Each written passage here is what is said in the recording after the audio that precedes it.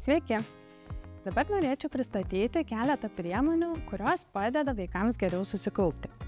Viena iš šių priemonių yra štai tokia širma, stovelis, kuris leidžia apriboti vizualinį triukšmą. Tuomet vaikas gali tiesiog labiau susikoncentruoti į užduotį, kurią turi atlikti. Šiame stovelėje, kaip matome, galima įsidėti svarbios informacijos, kažkokią atmintinę, galbūt planą, ką turime nuveikti.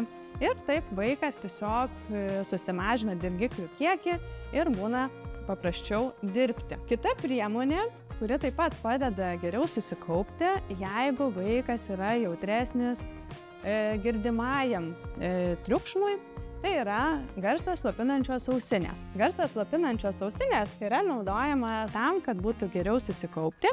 Ir yra tikrai labai naudingos veiklose, tai labai siūlyčiau naudotis ir šiam kartui tiek.